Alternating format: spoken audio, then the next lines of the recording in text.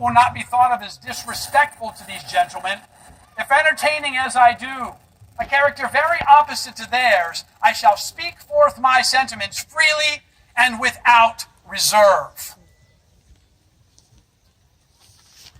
This is no time for ceremony. The question before this House is one of awful moment to this country. For my own part, I consider it as nothing less than a question of freedom or slavery. And in proportion to the magnitude of the subject ought be the freedom of the debate. It is only in this way that we can hope to arrive at the truth, fulfill the great responsibility which we hold to God and to our country.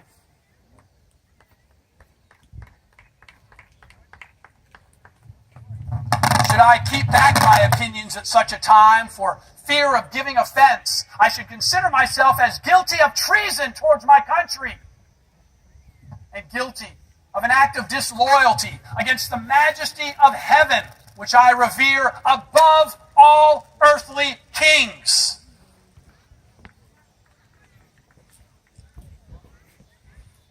Now, Mr. President, it is natural for man to indulge the illusion of hope. We are apt to shut our eyes to the painful truths and listen to the song of the siren. Listening to that song until she turns us into beasts. Is this the part of wise men? Engaged in a great and arduous struggle for liberty? Are we disposed to be among those who, having eyes, see not, or having ears, hear not the things which so nearly concern our temporal salvation?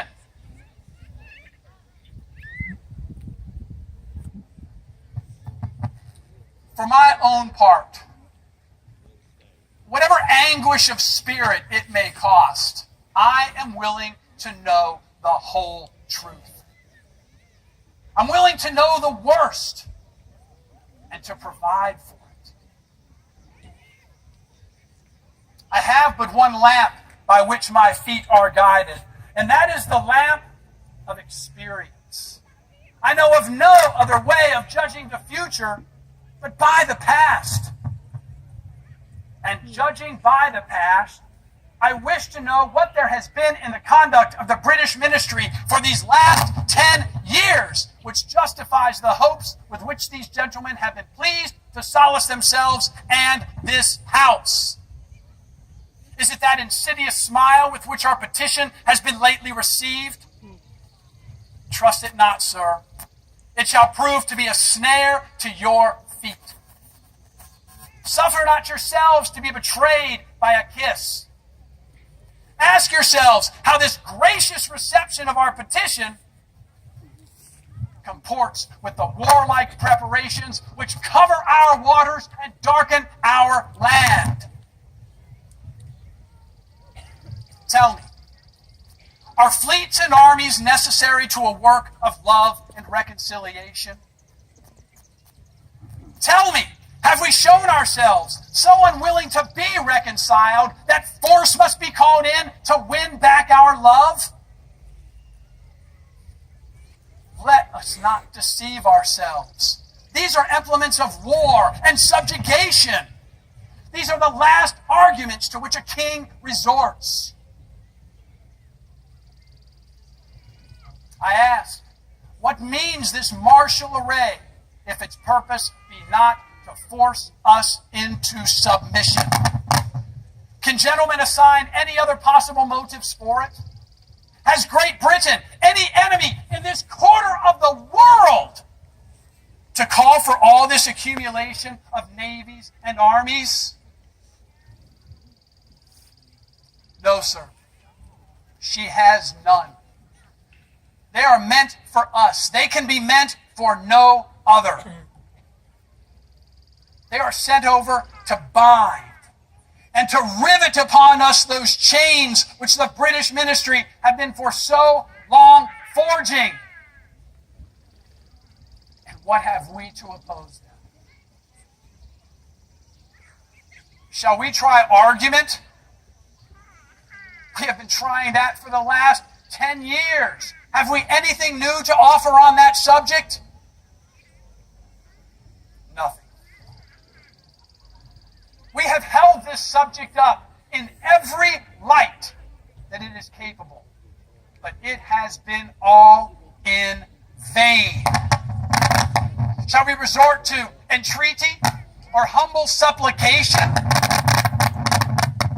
What terms shall we find which have not been already exhausted? Let us not. I beseech you, let us not deceive ourselves any longer. We have done everything that could be done to avert this storm which is now coming on. We have petitioned. We have remonstrated. We have supplicated. We have prostrated ourselves before the throne and implored its interposition to arrest the tyrannical hands of ministry and parliament.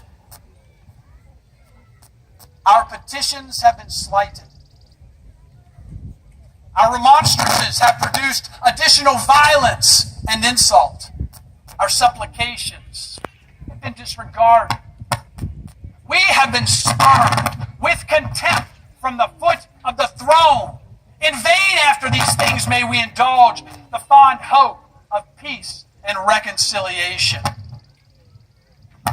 There is no longer any room for hope. If we wish to be free,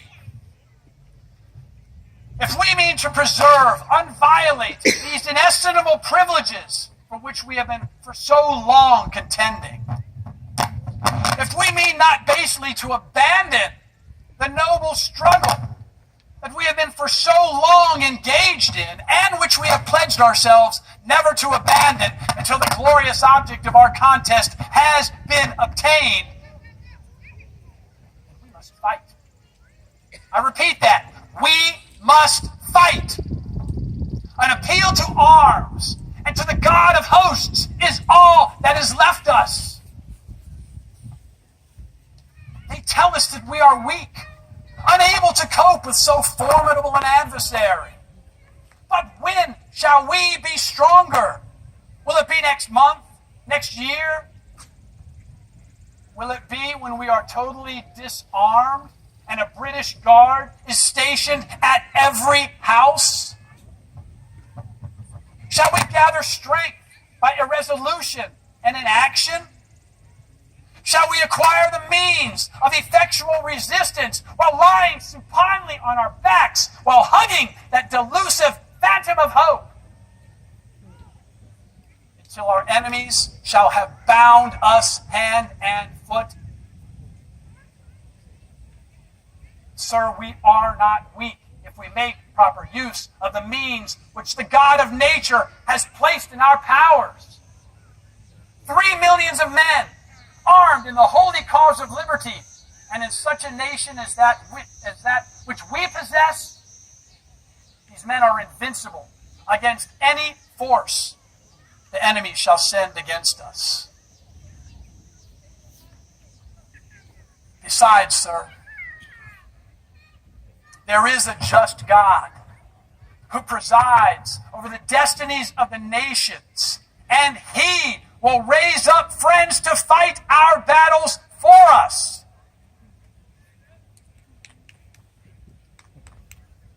We must remember, the battle, sir, is not to the strong alone. It's to the vigilant, the active, the brave. Besides, we have no election. If we were base enough to desire it, it is now too late to retire from the contest. There is no retreat, but in submission and slavery. Our chains are forged. Their clanking can be heard upon the plains of Boston. The war is inevitable, and let it come. I repeat that. Let it come. It is in vain to extenuate the matter. Gentlemen may cry, peace, peace, but there is no peace.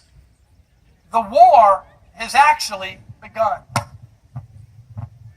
The next gale that sweeps from our north will bring to our ears the clash of resounding arms. Our brethren are already in the field. Why stand we here idle? What is it the gentlemen wish? What would they have? Is life so dear? Is peace so sweet as to be purchased at the price of chains and slavery? Forbid it, Almighty God. For I know not what course others may take, but as for me, give me liberty, or give me death.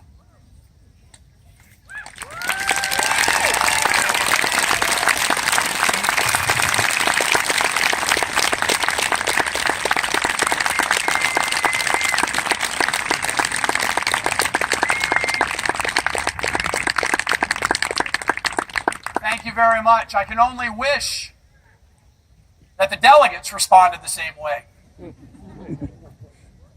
The resolutions for arming Virginia did indeed pass, and a committee was formed. Not just a few weeks later, at Lexington, in Concord, in Massachusetts, shots were fired because the government had come in under the order of the royal governor of Massachusetts, to capture the arms from the people of Massachusetts. Seems to be a popular story.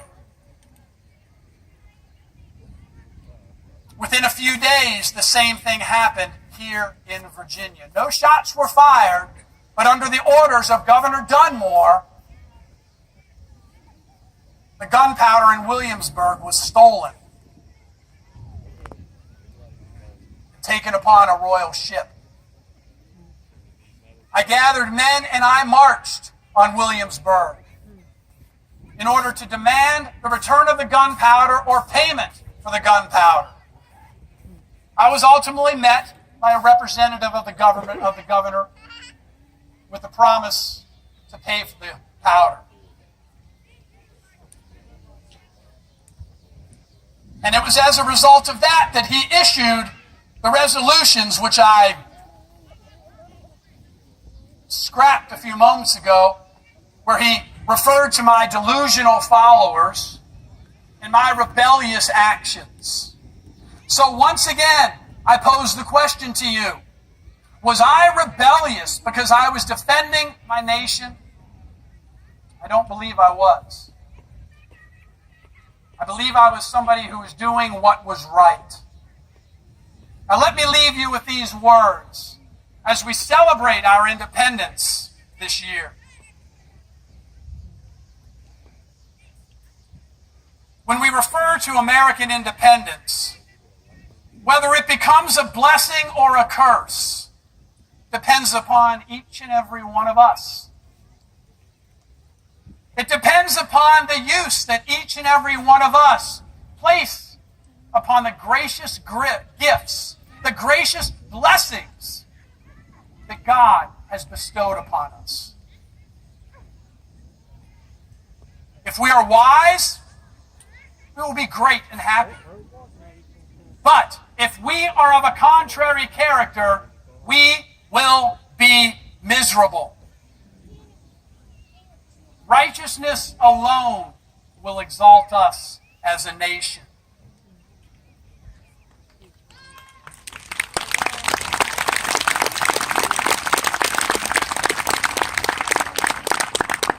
I want to take this opportunity to thank each and every one of you for making Red Hill a part of your Independence Day celebration.